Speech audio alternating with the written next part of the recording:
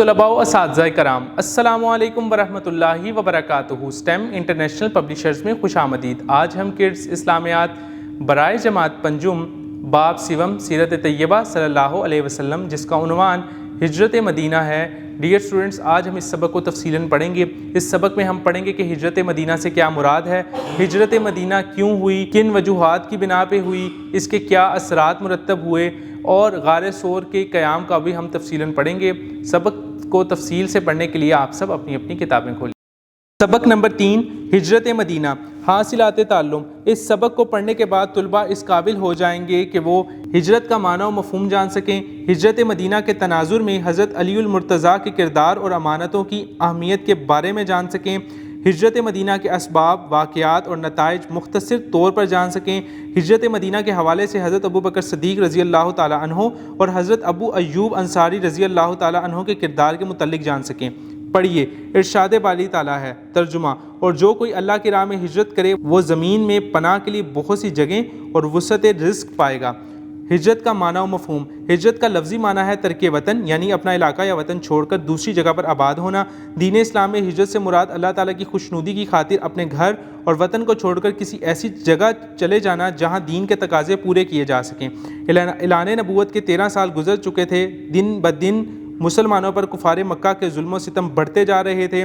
مکہ مکرمہ میں نہ ان کی اولاد محفوظ تھی اور نہ جان و مال۔ ان حالات میں مسلمانوں کو ایسی جگہ کی تلاش تھی جہاں وہ امن و امان سے رہتے ہوئے اللہ تعالیٰ کی عبادت کر سکیں۔ ادھر مدینہ منورہ میں اسلام کی روشنی تیزی سے پھیل رہی تھی، چنانچہ اللہ تعالیٰ کے حکم سے نبی کریم خاتم النبیین صلی اللہ علیہ وسلم نے مسلمانوں کو مدینہ منورہ ہجرت کرنے کا حکم دیا۔ مزید جانیں، دار الندوہ قریش مکہ کی پارلیمنٹ تھی جہاں وہ اکٹھے ہو کر اہم معاملات پر فیصلہ کرتے تھے۔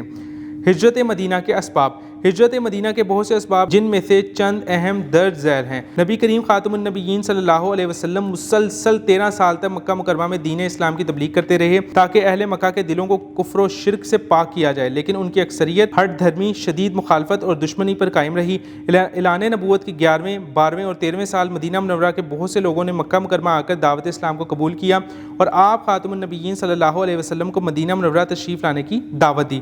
اہل مدینہ نے آپ خاتم النبیین صلی اللہ علیہ وسلم سے وعدہ کیا تھا کہ وہ آپ خاتم النبیین صلی اللہ علیہ وسلم کی حفاظت اپنی جانوں سے بڑھ کر کریں گے۔ ہجرت مدینہ کا فوری سبب یہ تھا کہ کفار مکہ نے دار الندوہ میں جمع ہو کر حضور اکرم خاتم النبیین صلی اللہ علیہ وسلم کو نعوذ باللہ قتل کرنے کی سازش تیار کی۔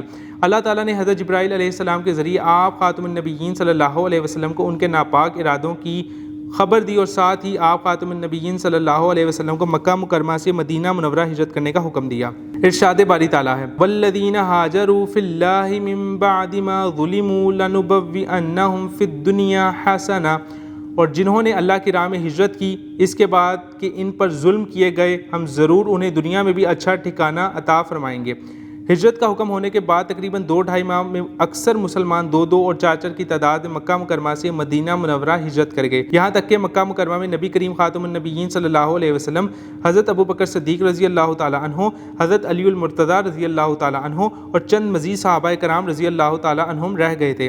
امانتوں کی سپردگی۔ کفار مکہ نبی کریم خاتم النبیین صلی اللہ علیہ وسلم کے ساتھ سخت دشمنی رکھنے کے باوجود اپنی امانتیں آپ خاتم النبیین صلی اللہ علیہ وسلم کے پاس رکھواتے تھے۔ ہجرت مدینہ کے وقت نبی کریم خاتم النبیین صلی اللہ علیہ وسلم کے پاس کفار مکہ کی امانتیں موجود تھیں۔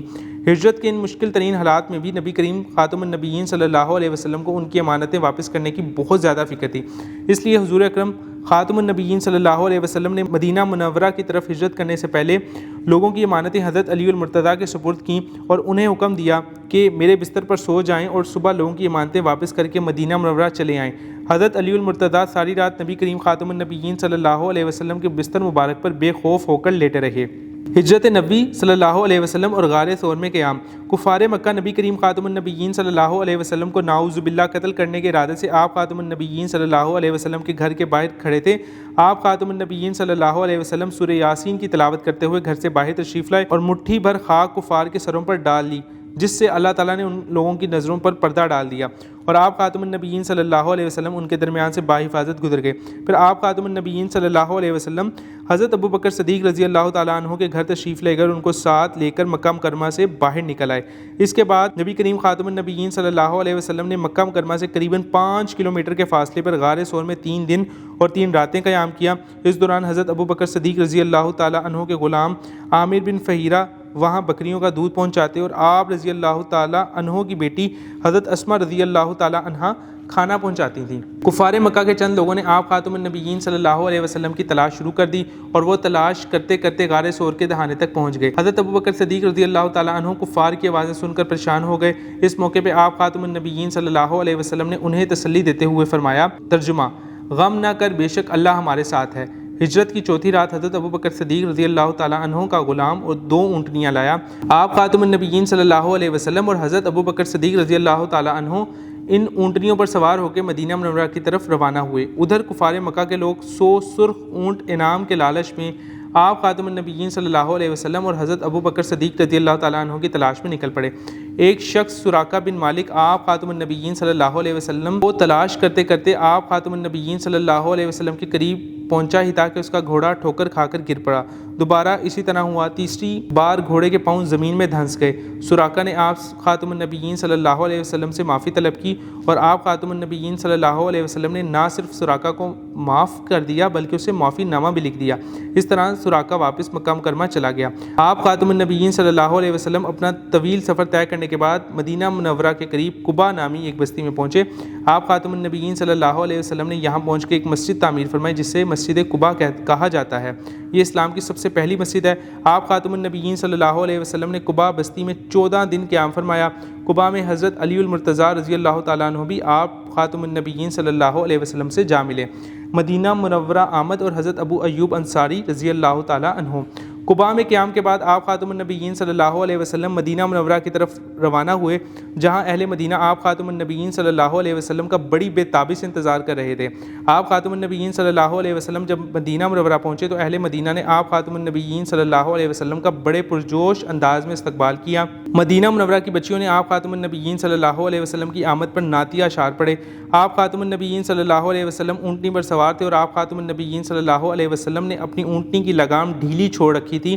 مدینہ منورہ کا ہر شخص یہ چاہتا تھا کہ نبی کریم خاتم النبیین صلی اللہ علیہ وسلم اس کے ہاں قیام کریں، اس لیے وہ آپ صلی اللہ علیہ وسلم کی اونٹنی کی لگام پکڑنے کی کوشش کرتے تو رسول اللہ صلی اللہ علیہ وسلم نے انہیں فرماتے، اس کی راہ چھوڑ دو، یہ اللہ تعالیٰ کے حکم کی پابند ہے۔ اونٹنی چلتے چلتے حضرت ابو ایوب انصاری رضی اللہ تعالیٰ عنہ کے گھر کے پاس رکی اور وہیں بیٹھ گئی۔ اس طرح حضرت ابو ایوب انصاری رضی اللہ تعالیٰ عنہ کو نبی کریم خاتم النبیین صلی اللہ علیہ وسلم کی مہمان نوازی کا شرف حاصل ہوا۔